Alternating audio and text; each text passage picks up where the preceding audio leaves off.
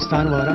बल्तिस्तान में भी ये बाहर के आमद के हवाले से तकरीबात का अहतमाम होता है नौरोज़ पर, जिसमें ख़ास तौर पे एक तकरीब, एक त्यौहार, एक खेल जो है इस नौरोज़ से मंसूब है, वो अंडे लड़ाने के हवाले से है।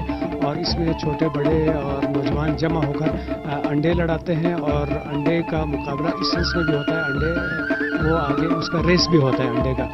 और इस नौरोज़ के मौके पर घरों में जो बड़ी तादाद में रंगे हुए अंडे पकाते हैं, उनको बच्चों को बतौर ईदी भी देते हैं। और घरों में जो दामाद, जिन घरों में वो खाना दामाद के हवाले से वो आते हैं घरों पे ईद मिलने, उनको भी बहुत बड़ी तादाद में अंडे इस ईद पर जो है वो तोहफे में लेते हैं। फिर यहाँ के जो रिवायती खेल है पोलो वगैरह, उसका भी ख़ास तौर पे एहतमाम होता है। और एक हमारे इधर के एक लोकल गेम है गंठू पोलो, जो कि यहाँ हॉकी मुतारिफ होने के बाद वो खेल तकरीबन मादूम हो चुकी थी। तो नौरोज़ के हवाले से आज इस खेल का भी ख़ास तौर पर यहाँ पर एहतमाम किया जा रहा है, जिससे हमारी जो ख़त्म होती हुई जो मुख्तलिफ इवेंट्स हैं उनकी रिवाइवल हो।